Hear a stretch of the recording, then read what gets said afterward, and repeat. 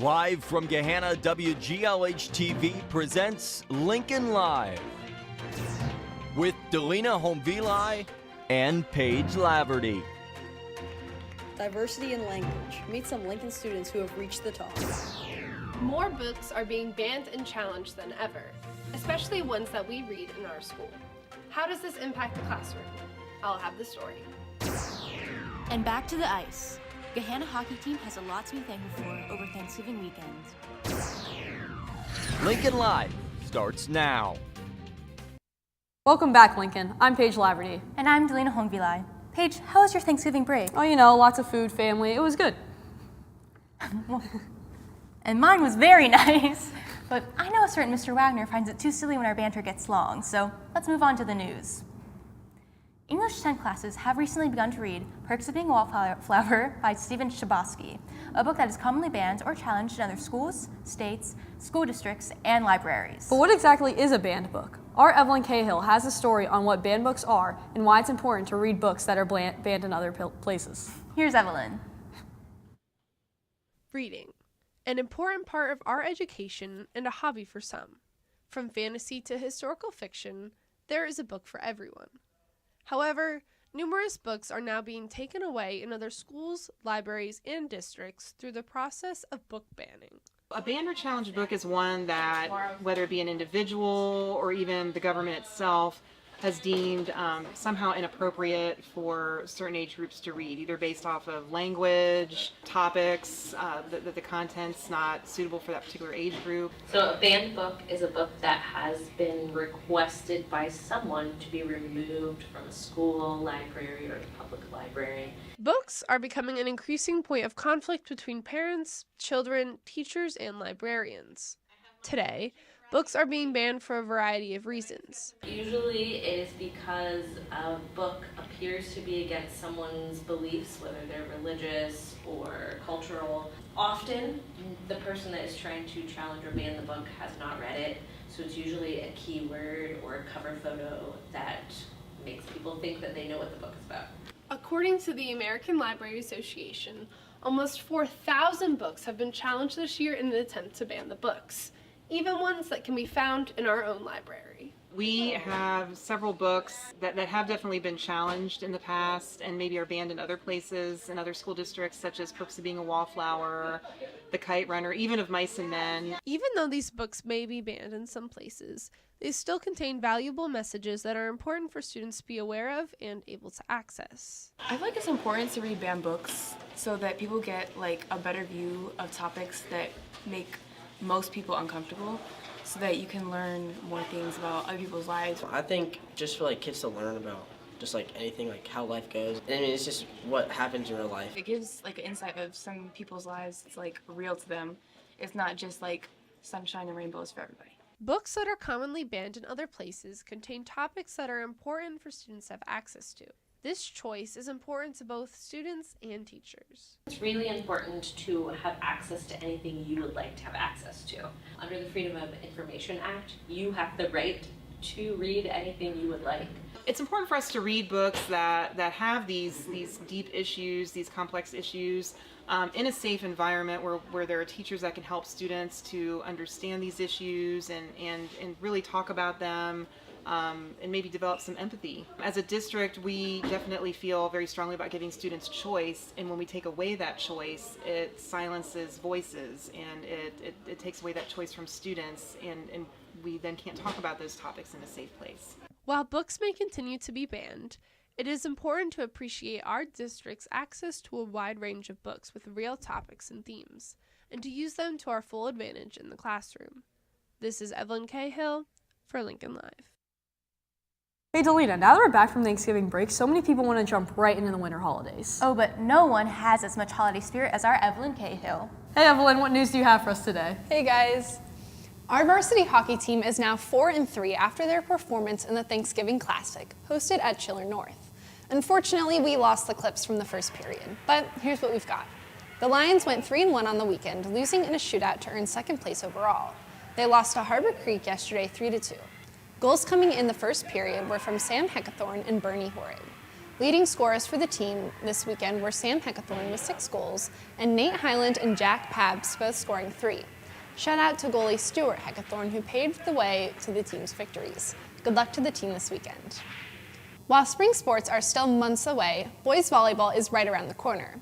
Open gyms are starting 2 days a week and are welcoming anyone who's interested in playing in the spring, no matter the skill level. Everyone is welcome. Here's Colin Hedershot with more information about open gyms. Open gyms, Thursdays 7 to 9 and Sundays 11 to 1. Just come out, anybody, freshman through senior, doesn't matter. Skill level, ability, if you've never touched a volleyball court before. We just want to see, people coming out, and if you don't have a spring sport, it's just a pretty fun way to, get moving around and make some friends. Later today after school, there will be an indoor meeting for boys indoor track and field tonight from 6 to 7. They will go over the expenses for indoor, the schedule and practices, and an agreement to be signed by parents and athletes. Well, that's all for me. Now tossing it back to our less than festive anchors. Thanks, Evelyn.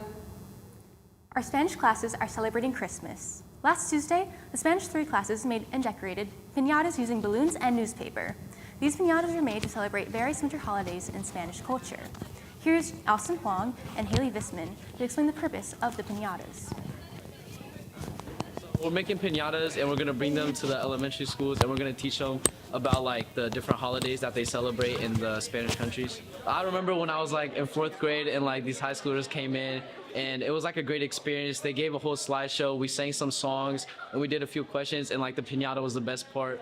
Just representation of the festivals for the holidays, because coming up for us it's holiday season, and also in other places like Spain and Mexico, all of that, it's also holiday season. So it's just representing the same holidays but how they celebrate them, and also different holidays unique to their culture. With winter right around the corner, everyone is going to be getting bundled up to face the cold weather. The Gahanna Coat Collection is now accepting donations. Coats, gloves, and hats are all greatly appreciated, and these donated items will be given to students in need. Donations can be dropped off at the high school, or you can email longji@gjps.org to coordinate a pickup. Languages and cultures are very important here at Gahanna. And thankfully, our school offers multiple different languages that students can take for several years. In addition to this, some of these languages even have an honor society that students can apply for and be a part of. Our Jackie Graham has the story about these language honor societies and the importance of them at our school. Here she is. We represent the Spanish National Honor Society. Es un placer reconocer la posición única en la que nos... There are many opportunities at Gahanna that allow students to grow academically and as individuals, one of these being the many different languages offered here. Not only are these languages provided, but students are able to take them to the next level through National Language Honor Societies. We have Chinese, Spanish, and German. Each group actually individually belongs to a National Honor Society, and what they allow for is to distinguish kids that have done extraordinary work in that language, and also who are really interested in cultures and building their knowledge. Throughout the year, students are given opportunities to serve their community and attend fun events put on by the societies. We have all sorts of different activities that students can do. Some of them more individualized than others. We watch movies and we do activities to just learn about the culture. In March, we have an international student panel where students who are from different cultures come and they talk about their lives and their cultures and differences and similarities. Montaña de Luz, which is the fundraiser that we do at the end of the school year to help kids that are impacted by HIV. More than just a class, these societies help students connect with others and immerse themselves in these cultures. Learning a language is the way you can actually know a culture, to know about people from the whole world, different cultures, different societies. So learning a culture opens, a door to that. Really important because they help people connect and communicate with each other. So the Language Honor Society just gives everyone a chance to further that. To recognize the students who are extremely excelling and participating in our classes, not just their good grades, but the people they are, how excited that they are about the language. With an exciting year ahead, these societies have many things to look forward to and new goals to achieve. So long term, I really hope a lot of these kids can become like, lifelong learners and always like enjoying the fun of being in a language class and learning the culture. We're just going to try to do more activities and connect more with our local Spanish-speaking community as well. If I can just make it a little more inclusive for everyone here and just create a better understanding, I feel like we could inch towards being a better society as a whole. And that they will. From the help of these societies, students and the school are further enriched in these cultures and provided a lens into other parts of the world. This is Jackie Graham for Lincoln Live. Well, that's all the news we have for you today. We'll see you again tomorrow, Lincoln. Bye.